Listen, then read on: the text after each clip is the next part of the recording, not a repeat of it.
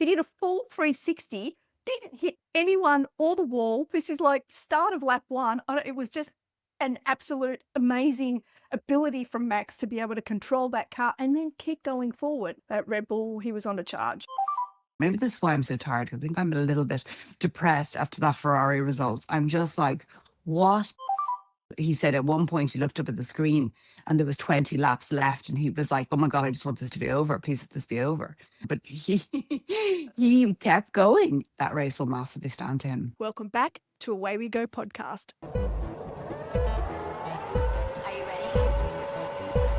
And it's lights out and away we go.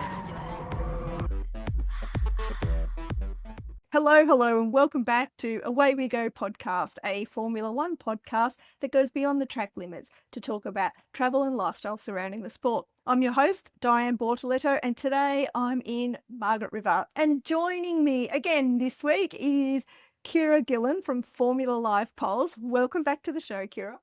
Thank you for having me back. Good to be here. How are you? Very well, thank you. Very well. And I'm not too tired because I watched the Miami Grand Prix first thing this morning. I did not get up in the middle of the night and watch it live as much as I wanted to. I knew it would just wreck me for the week. So, yes, we've just had the Miami Grand Prix, which takes place at the International Autodrome, the Hard Rock Stadium in Miami. It's 5.412 kilometre 57 laps around the circuit, and this is the 5th year it's been held in Miami. There's 12 left-hand corners, 7 right-hand corners, some tricky chicanes, and a layout that demands precision through the technical sector and bravery through the fast sectors. And walls are really close by because it is not a semi-permanent race circuit, but it is a street circuit essentially. And it was a sprint weekend, so Miami, wow. Gosh, we've had no racing for 5 weeks, and then the drivers come back. Last week, you told us that they had an extended free practice of 90 minutes. Being a sprint weekend as well, they only get one practice, so 90-minute free practice, and then we'll bang straight into sprint quali, the sprint quali, and the race. So, oh, God, sum it up for us, Ciara. What are your thoughts? Oh God, it was action packed. It definitely was. Yeah, it didn't go the way I thought it would go. I mean, okay, it didn't go the way my little heart wanted it to go. It didn't even go the way my brain thought it would go. But really logically, it actually went the way I should have thought it would go. Like Kimi winning, it should have thought that. I thought Russell would win. But yeah, Russell had a mare of a weekend. But yeah, lots to talk about, lots to discuss.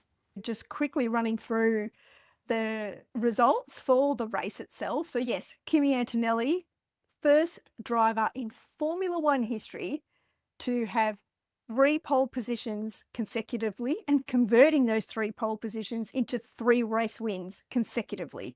Only racer in the world to have done that. So Kimi has won Miami. That was fantastic to see in the Mercedes, of course. Lando Norris finished second in McLaren.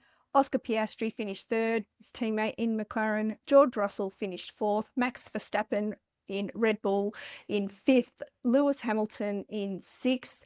Franco Colapinto in the Alpine in his best result of his career, finished in seventh. Charles Leclerc in eighth. Carlos Sainz in ninth. And Alex Albon and the other Williams in 10th. So double points for Williams. Fantastic to see them improve after their shocking first 3 races. They just did really nothing, did they? It was a good race for them. Like, you know, they got themselves up into the points and they kept themselves there.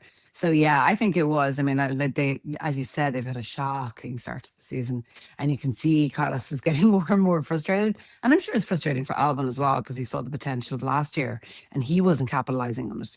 So it was great, and it was really great for them to finish in the points. As someone said, like this time around, Carlos, because Carlos has gotten points already this year, but he got it because other people had like crashed or something. I can't remember exact details. Whereas this time it was actually on merit. Like he got there and kept himself there. So it was great. Really great for Williams. Positive step forward.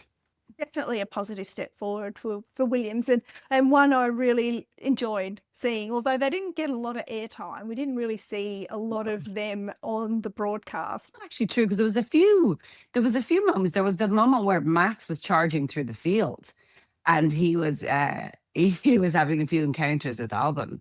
But no, I mean there was focus on certain people, Max being one of them, which we'll talk about.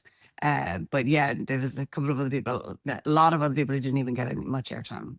Yeah, and Max got a lot of focus because he qualified in second position, so front row of the grid, and then in lap one, he, without contact, I think it looked like that Charles Leclerc was very close to him, but I don't think he actually made contact, but he span. He did a full 360, didn't hit anyone or the wall. This is like start of lap one. It was just an absolute amazing ability from Max to be able to control that car and then keep going forward. Like he dropped back to something like 8th position or something after that, and then worked his way up through the field, and he was charging, wasn't he?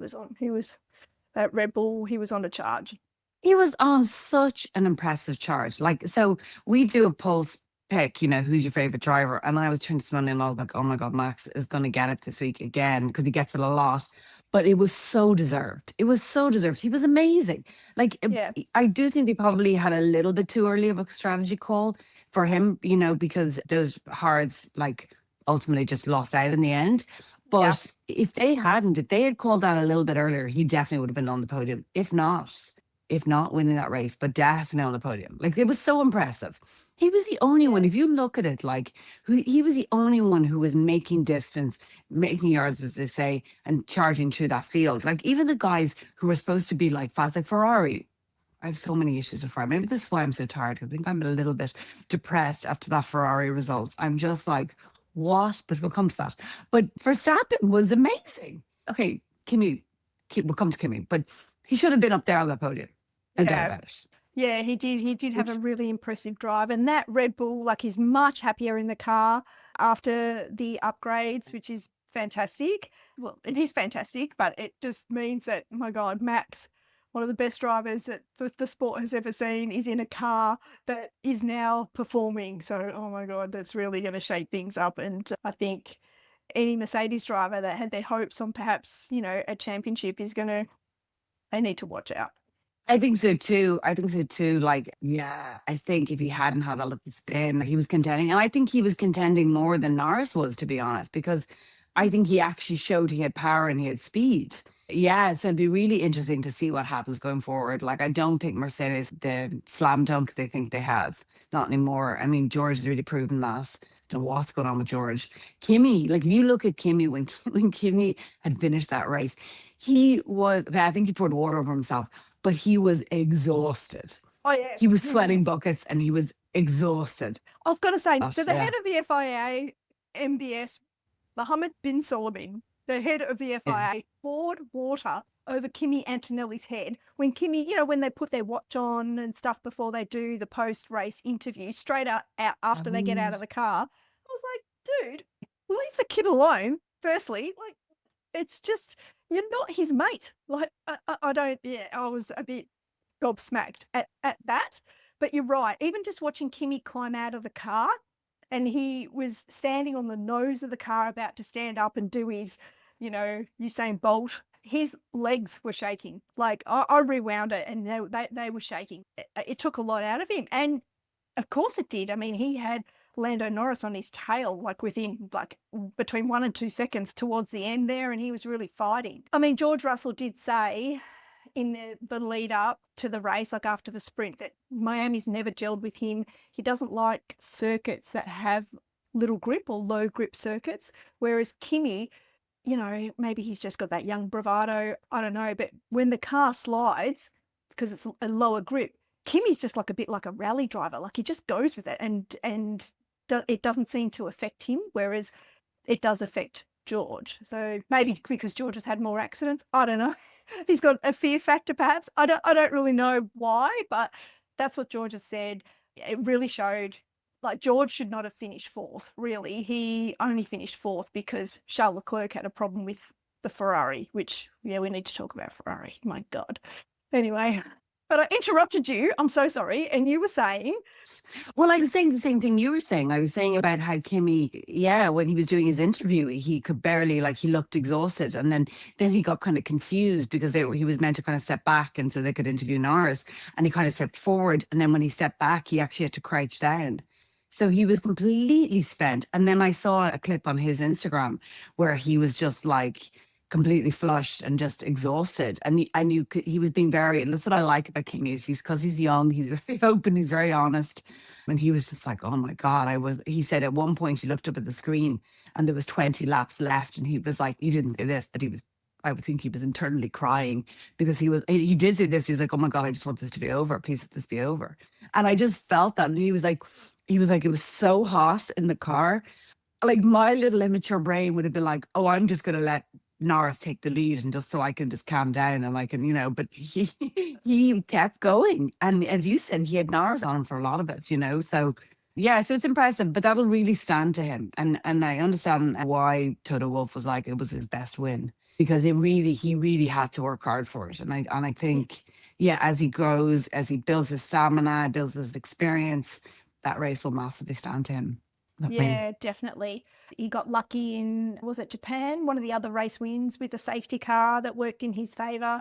Today, he didn't really have any of that luck, I suppose. He put it on pole for qualifying and that was just pure speed. I love watching him drive. I just love watching him. I like his driving style, just like I like Oscar's driving style. Like he's just a fearless but fair driver. And I think Oscar had a brilliant race. He started in, qualified 7th, which is a bit rubbish, really, but finished on the podium. Well, actually, he passed Charles before Charles had the issue. So, yeah, he got ahead of him and then, finished 3rd on the podium. And then Lando Norris, the reigning world champion, finished 2nd in the race after qualifying in 3rd. Charles was 4th and then did the Ferrari slingshot start. So it's good to see that with the new regulations that are coming and the upgrades that all the teams have come in, that Ferrari haven't lost that slingshot start because that is just so good to watch. I love it.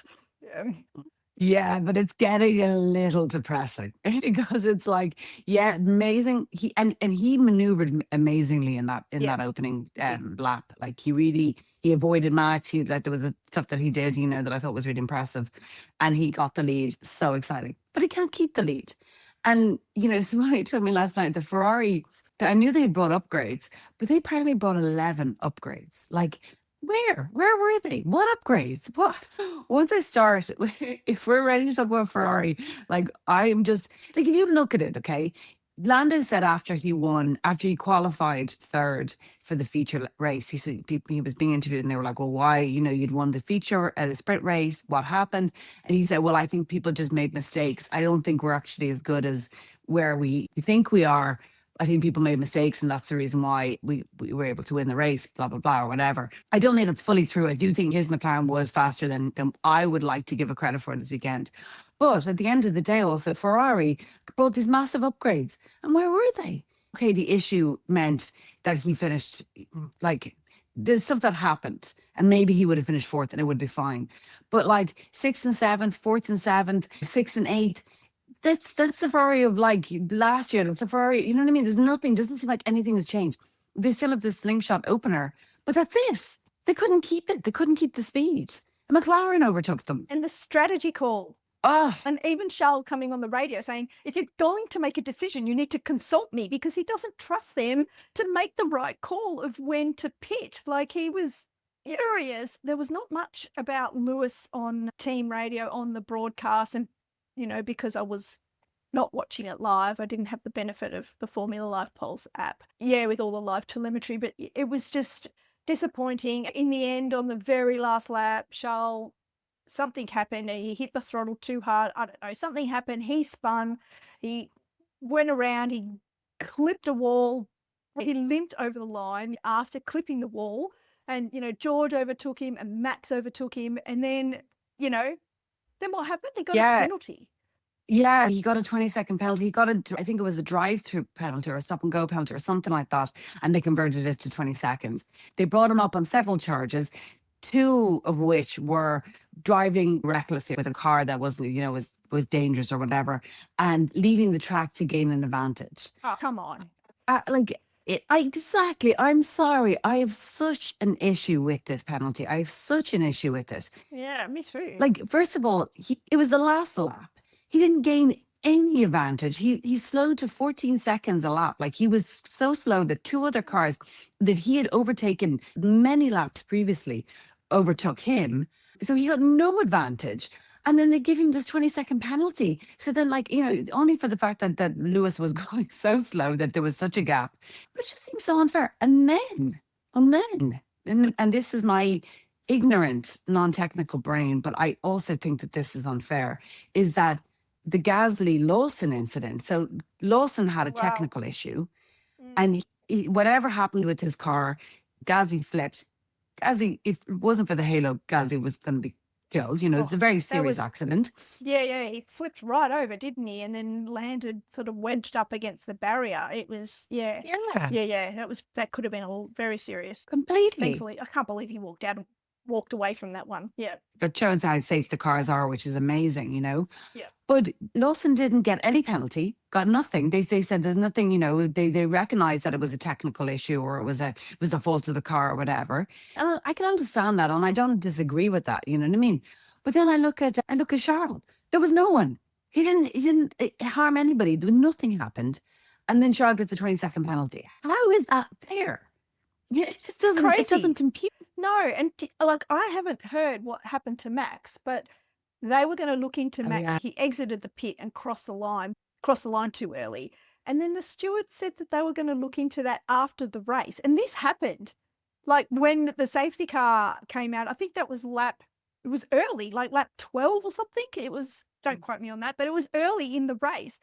Why wait till after the race? If they were going to give him a penalty, like 5 seconds or whatever, he could have served that and then worked his way up through the pack, which we know Max is famous for doing. I don't know what his penalty was. Have you heard?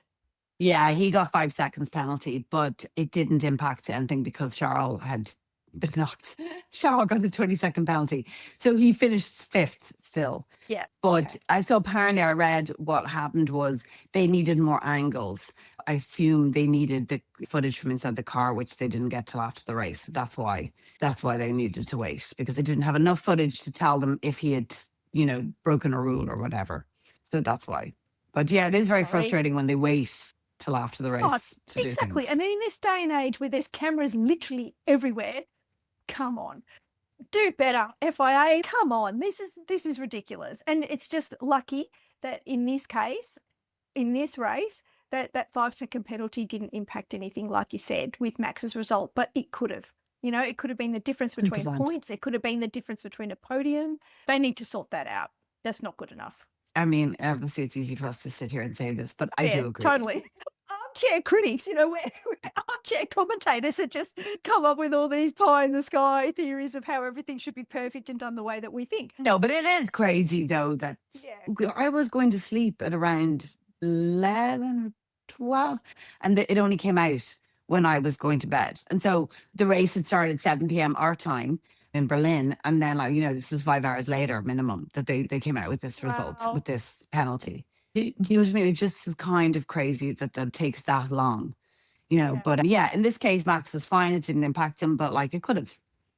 Yeah, it could have. And let's hope that this is a lesson learned and that, the FIA do put measures in place so this is not repeated, because waiting 5 hours after a race for like a factual penalty like that, it's not like, oh, is it a racing incident or is it not a racing incident, or is it a technical issue or was someone at fault? No, there's a line, they crossed it or they didn't cross it. It's black, it's white. You shouldn't have to wait 5 hours for a result, in my opinion. Yeah.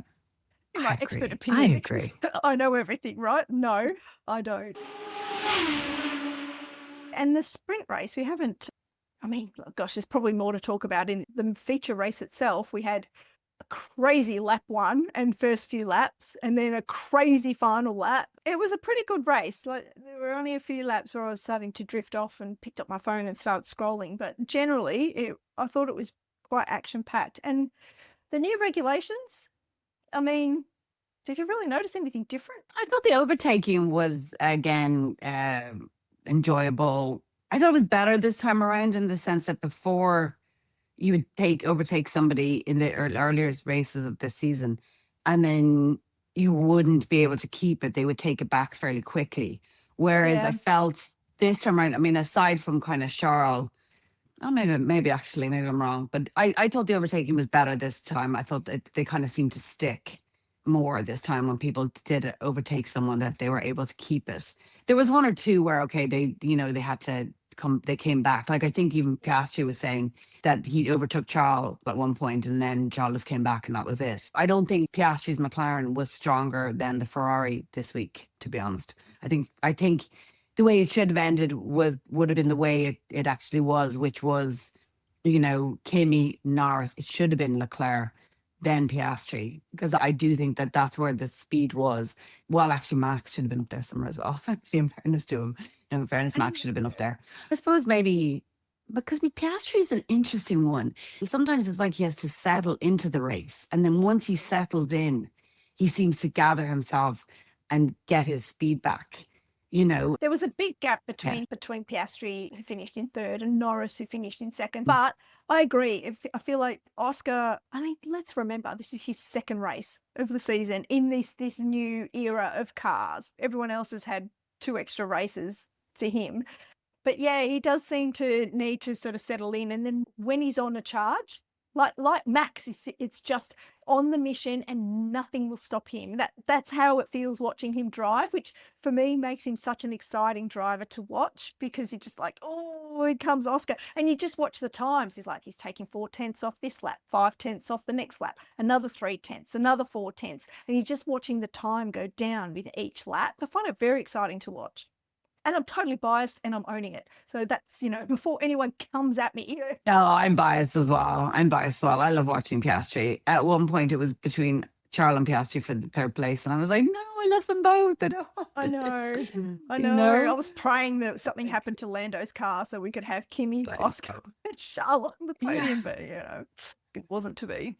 I know.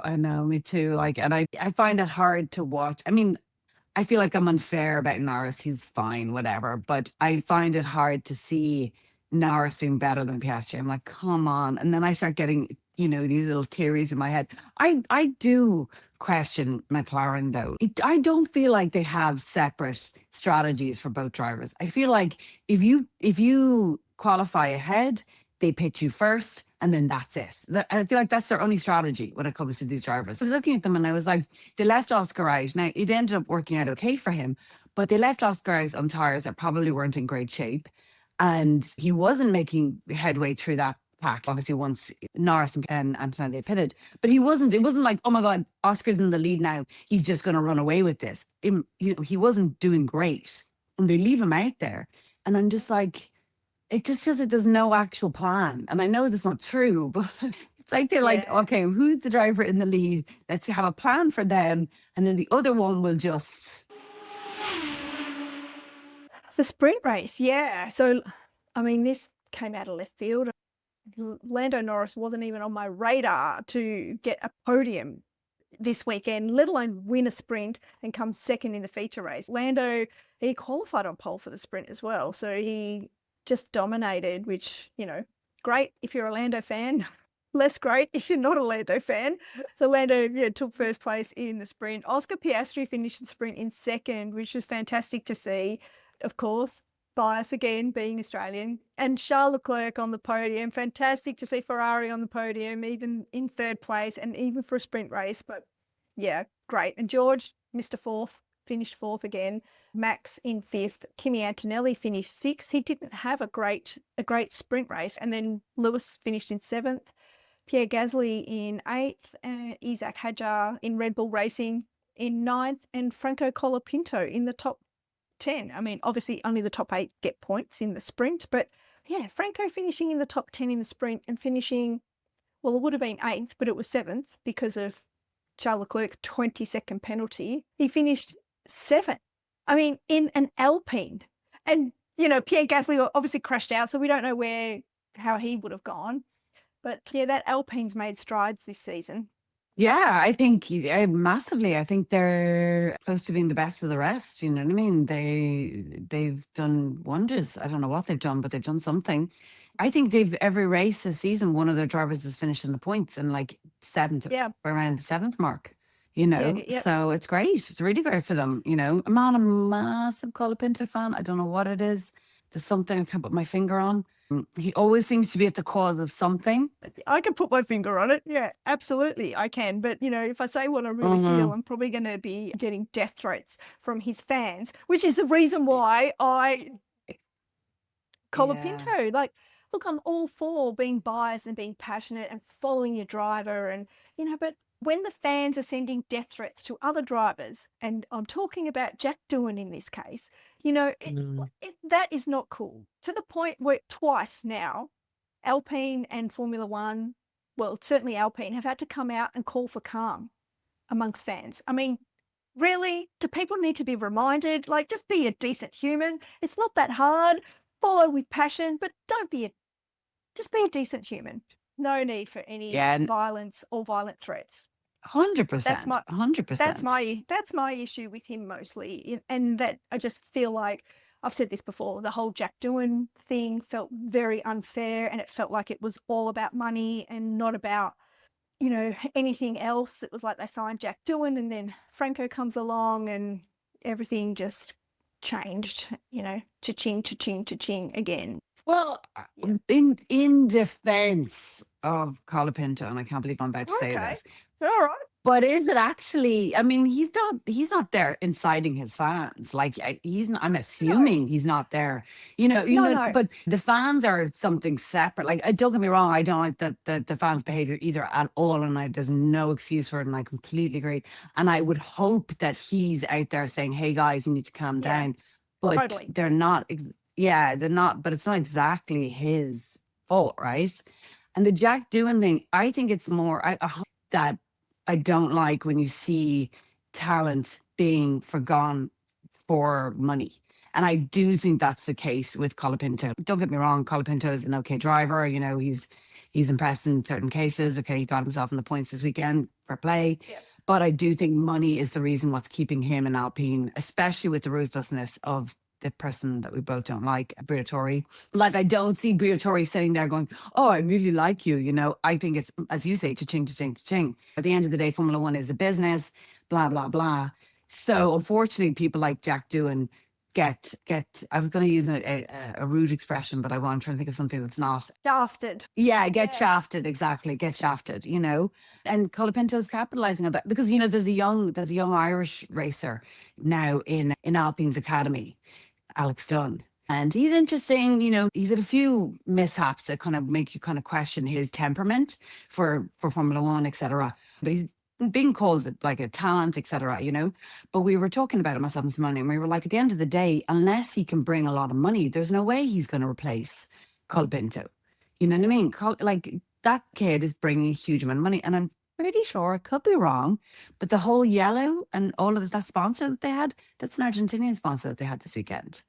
Is that whole right? Yellow, I think so. I think so, right? Isn't it? I didn't realise that was an Argentine sponsor. And you do make a really good point about the Argentine fans or Colapinto's fans being separate from Colapinto. Like, he's not out there telling them to go and, send death threats to other drivers and cause riots and whatnot. But that fan base is connected to him. That's why, I suppose, it just taints him as a personality to follow, I suppose. To me, if I bring it back to Aussie rules football, which is only played in Australia and a very parochial game, there's certain teams I don't like because I don't like their fans. Not because their team is awful or they've got players that I don't rate. It's because their fans are so vocal and one-eyed and rude. And so it's the same with Colapinto in my mind. That's how I like it. But you did make a really good point, and I'm glad you pointed that out because I'm not having a go at Franco Colapinto per se. But there is a connection there.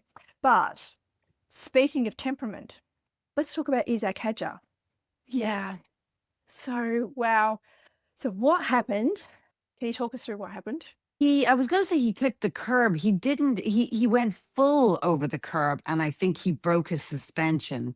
So it was with the S's, and so obviously very tight, and he wasn't able to turn right, I think, and he just went straight into the wall after he'd gone over the curb. Yeah, and he was just in bits. His car was in bits, obviously, as in sorry, that's an expression to say when something's broken. Not it was in literal bits, it was just broken. He couldn't do it with it, is what I His mean. car was in the wall and not going anywhere. A retirement, and his reaction, I mean, like, okay, you thump the steering wheel, you're upset, you're annoyed, it's a mistake that you made, and you're like, damn. But gosh, he went on and on and on. It was just like bang, bang, bang, bang, bang, bang, bang on the steering wheel and stop. And then he was hitting his helmet. And then he honestly, I was like, oh. And Martin Brundle, one of the Sky commentators, did say this is how he gets it out of his system. He's French Algerian, he's an expressive personality. So this is how he gets it out. But wowzers, I wouldn't want to be in his orbit when he makes a mistake about anything. Like, it's just, wow, extreme. Yeah, it's interesting. Like, I had the same reaction as you did. I was like, dude, calm down. I know you're upset, but calm down. It's okay. I was like, whoa. Yeah. And in a way, like, hearing that is probably good then, because then it's like, okay, well, hopefully he'll have taken that emotion out and then he'll be calmer when he goes back to the paddock or whatever. I was just like, wow, that's an insane reaction for something that happened. He obviously made a mistake and he's very upset because he knew that he's done something wrong and he had potential with this car. If that car, I mean, he actually started from the pit lane, actually. I was going to say he didn't qualify well, Right. but he also got a penalty, right? And so he started from the pit lane. So he had a terrible start to the race in general anyway. But if his car was anything like Max's, he would have been moving through that pack. So yeah, I get it. But yeah, it was a very emotional, very intense reaction. No, but the funny thing is that, like, how much that the broadcast camera stayed on him and continued to show that reaction. They could have, like, panned off. They could have shown other parts of the race. Okay, virtual safety car came out, then a safety car. I guess there wasn't a lot of other action, but rather than jump to a replay or whatever, they just kept showing him. And even when he got out of the car, he was really still angry. And yeah, interesting. If I was to play paddle, which is what they're all into at the moment, or pickleball or whatever it's called, I would not want to be anywhere near him if he made a mistake. Just like, no. If he's like that when he makes a mistake, what's he like when you make a mistake? Like, whoa.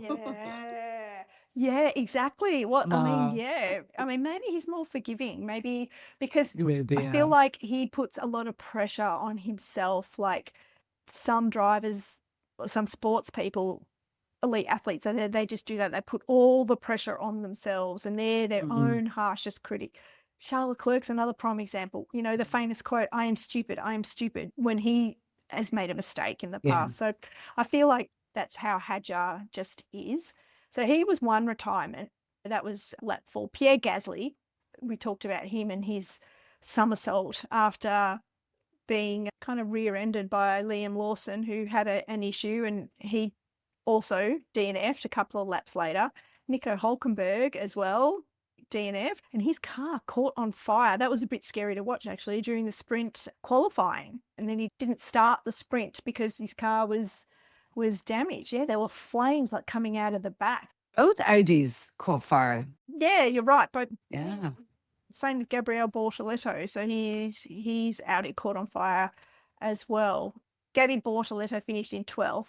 Ollie Behrman finished in 11th in the race, in the Haas. Managed to have a car and finish the race, whereas Nico Hulkenberg did not. But gosh, lots happened. Predict the podium. I am stupid. So, predictions. Well, you didn't get your predictions in on the Away We Go prediction game, and I didn't get my predictions in on the Formula Live Pulse prediction game, which I'm so sorry about. It just... likewise. I got distracted. By the time I remembered, the next day they'd closed. So, raging. I'm raging, as you would say. Yeah, I did something similar. I was trying to log in to it and I was doing it on my phone. It was telling me to reset my password and I was like, no, I can do it on my laptop because I know my password's there for the Away We Go one. And then I forgot. I got distracted. So yeah, I was kicking myself as well. Really kicking myself. Yeah, well, on my prediction game on the Away We Go, predict the podium, I did pick Kimi to win the race. So yeah. That was a great prediction of mine, and that's the only one I actually got right all weekend. The others were all in the wrong order.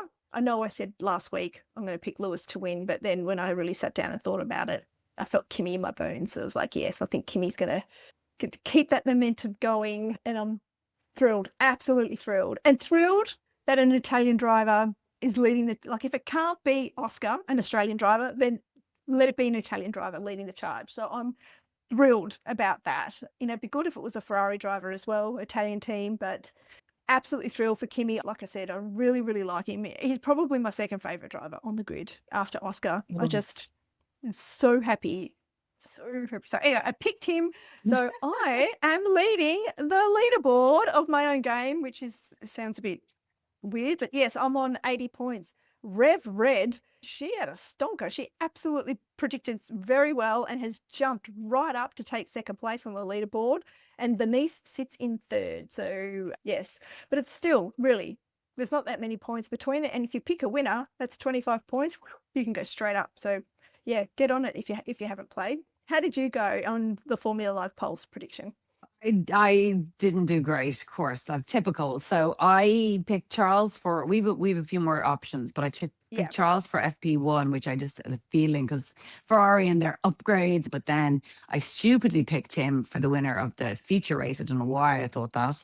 And I picked Oscar to win the sprint. So I was right about McLaren. I just had the wrong driver. But I did have Oscar, and I had Oscar and Antonelli on my podium. So I got points for both of those. Yeah. So yeah, didn't do great. 25 points, I think. So I just want to give a shout out to Creator of the Week. This is somebody who I've been meaning to shine a light on for a few weeks, and I haven't, so I'm apologizing. So her name is Brody.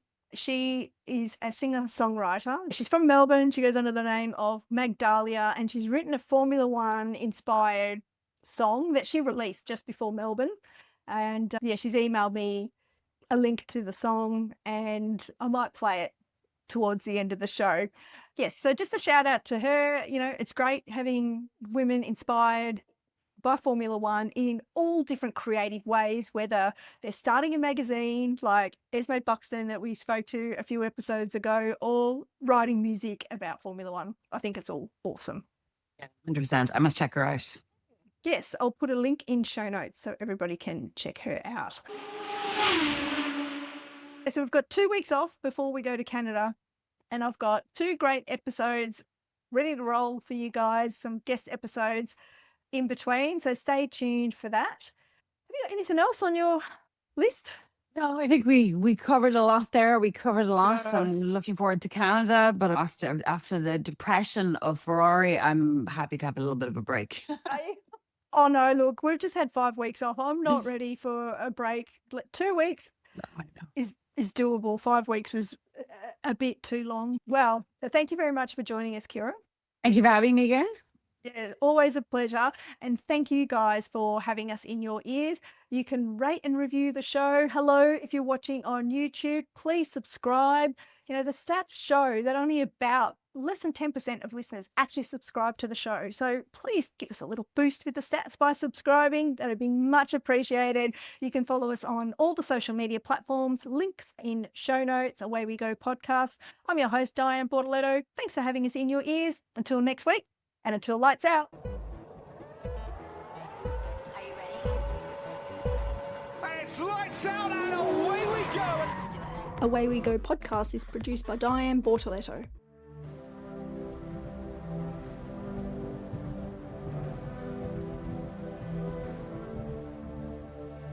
You turn into someone you swore you'd never be.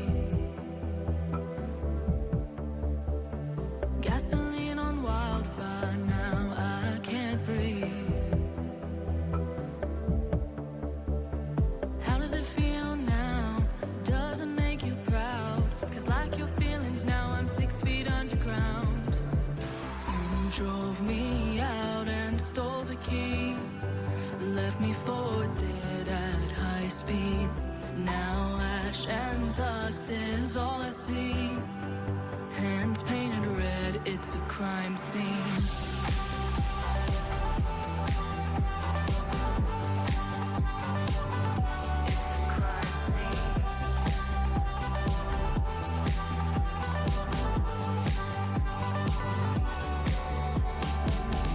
Now we walk different roads as strangers we never knew.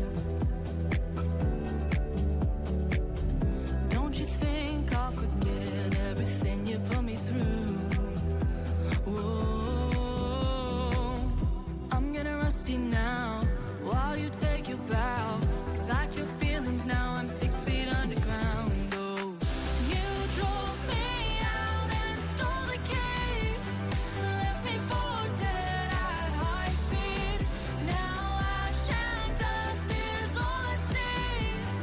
Hands painted red, it's a crime scene. Can't be charged twice for the same crime. Never saw it coming with the same knife.